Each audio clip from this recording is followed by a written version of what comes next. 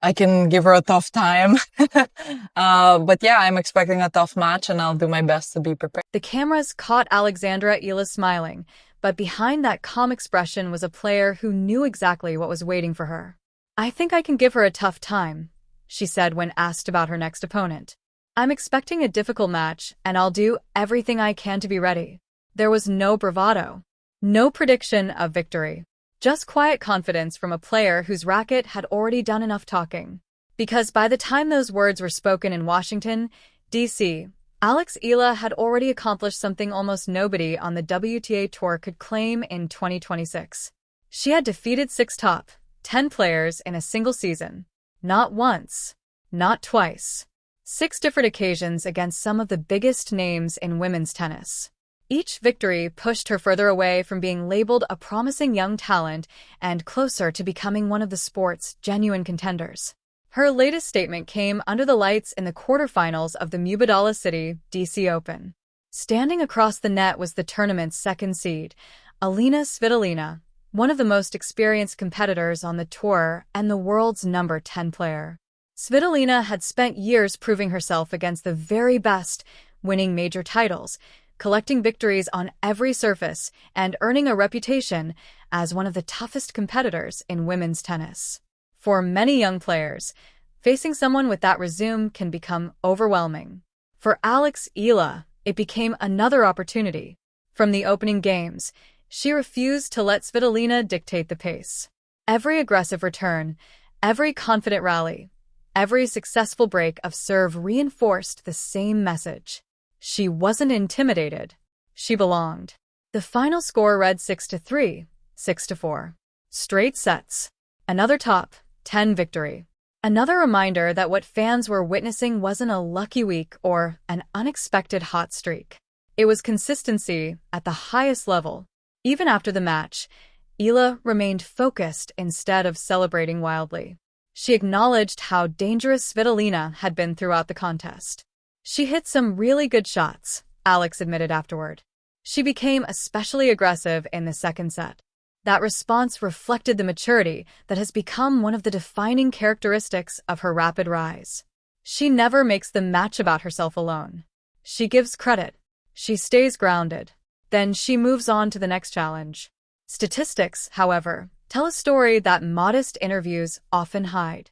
The victory over Svitolina marked Eala's 6th win against a top-10 opponent during the 2026 season. It also secured her 3rd WTA semifinal appearance of the year. Those numbers matter because they reveal something deeper than rankings. They show repeatability. Anyone can produce one unforgettable upset. The greatest players repeat elite performances over and over again until nobody calls them upsets anymore. That is exactly where Alex Eala's career appears to be heading. But Washington wasn't finished with her yet. Waiting in the semifinal was one of the biggest names in modern tennis, Naomi Osaka. For tennis fans across Asia, the matchup felt inevitable.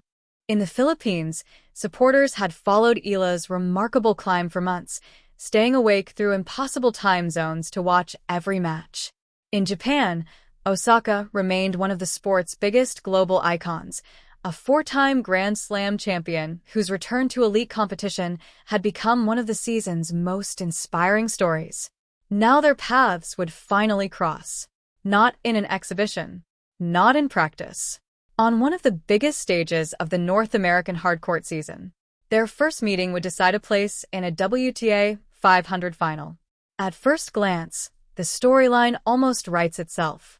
A young underdog challenging a former world number 1. An emerging star trying to shock an established champion. But that version of the story misses what makes this match so fascinating. Alex Eala isn't arriving in this semi-final hoping to create her first headline. She has already spent months creating them. By the time Washington reached its final weekend, she had climbed to a career-high ranking of world number 28 following her impressive Wimbledon campaign.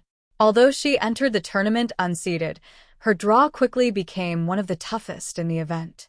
Instead of fading, she kept improving. Every round demanded something different. Every opponent tested another part of her game. And every challenge seemed to make her stronger. Across the net stood Naomi Osaka, currently ranked world number 14 and seeded third in Washington. Few active players possess a resume that compares with hers. 4 Grand Slam titles. Former world number 1. One of the biggest global ambassadors the sport has ever produced. Yet Osaka's own journey had changed dramatically over the past few years. After stepping away from competition for motherhood and openly discussing her mental health challenges, she returned knowing that rebuilding would be just as demanding as reaching the top the first time. Instead of protecting her legacy, she chose to fight for it again. Week by week, tournament by tournament, she worked her way back into the conversation among tennis elite. Her quarterfinal appearance at Wimbledon only weeks earlier showed that the comeback was becoming reality.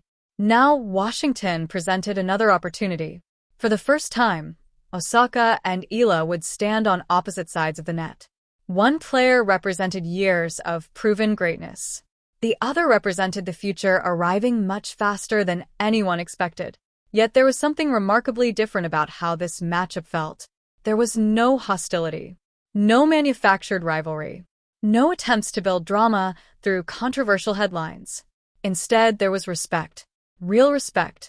Long before the Washington draw was announced, Osaka had already spoken positively about the young Filipina, calling her an exciting player and recognizing the impact she was beginning to make on the tour.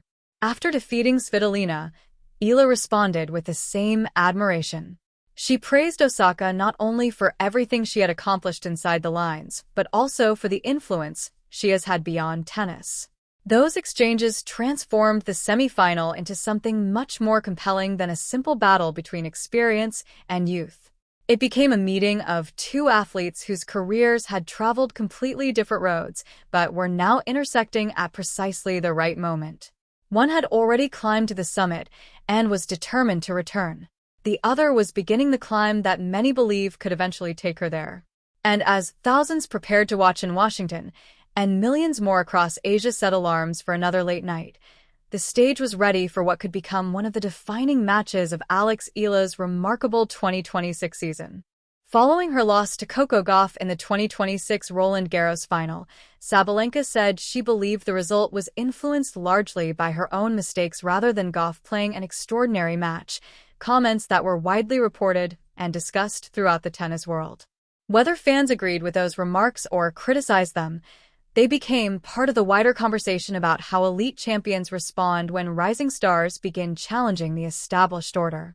Now, with Alex Eala climbing rapidly through the rankings and producing some of the biggest wins of her career, that conversation has taken on an entirely new dimension. The question is no longer whether Eala belongs among the sports elite. The only question now is how much higher she can climb. Sabalenka later reflected on her Roland Garros comments and publicly acknowledged that they were, in her own words, completely unprofessional. She apologized, bringing an end to a controversy that had dominated tennis headlines for days. That episode now provides important context whenever conversations turn to the sport's newest stars. As Alex Eala's rise accelerated, tennis fans naturally began comparing her momentum with the established names at the top of the game. During Wimbledon, one discussion on Reddit's r/tennis captured the mood of many fans with a widely shared comment suggesting that Sabalenka had underestimated how quickly public opinion could shift toward one of the sport's fastest rising young players. Whether people agreed or disagreed, it reflected just how much attention Eala was generating throughout the tournament. The conversation wasn't limited to social media. Former ADP World Number 21 Steve Johnson, speaking on the Nothing Major podcast alongside former top professionals John Isner, Sam Querrey, and Jack Sock, argued that Alex Eala had become one of the biggest commercial stories in women's tennis. His point wasn't about rankings, it was about visibility, fan engagement, and the excitement surrounding a player whose popularity was growing at an extraordinary pace. That matters because former players spend their careers watching how stars emerge. When respected veterans begin talking about a young player as one of the sport's biggest attractions, people notice. Around the same time, respected tennis journalist Ben Rothenberg highlighted Eala's Wimbledon breakthrough as one of the defining stories of the tournament, reinforcing the idea that her success was resonating far beyond the Philippines. Taken together, those reactions suggested something important. The rankings measure points. The conversation measures influence. Sometimes those two things move at different speeds. For Southeast Asia, Eala's achievement represents a historic milestone. No player from the region had previously established herself as a consistent presence among the WTA's elite in quite the same way. Every ranking milestone carries significance not only for her career, but also for tennis across the region. At the same time, major Philippine companies, including longtime sponsor BPI, have increasingly embraced Eala as a symbol of sporting excellence and national pride. She is no longer simply promoting products. She represents the growing global ambitions of Philippine tennis. Now the tour shifts to North America. The Canadian Open, Cincinnati, then the US Open. Those tournaments will provide Eala with another opportunity to earn valuable ranking points against the world's best players. Whether she breaks into the top 20 will depend entirely on her performances over the coming months.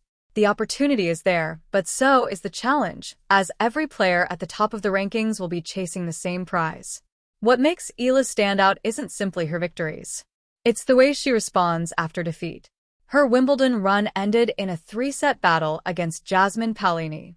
After taking the opening set, Eala couldn't quite finish the match, eventually falling in 3 hard-fought sets. Yet in her post-match press conference, there were no excuses.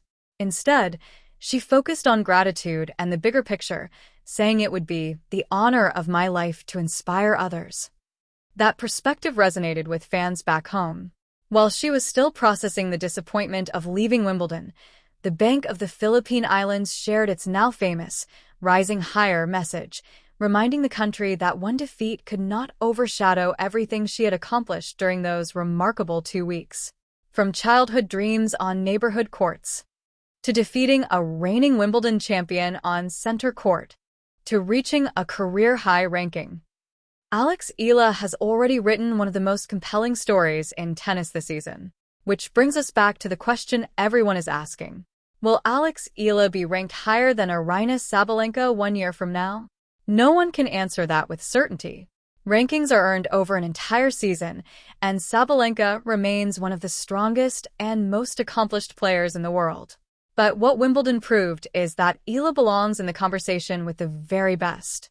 The next chapter begins with the North American hardcourt swing, the Canadian Open, Cincinnati, and then the US Open.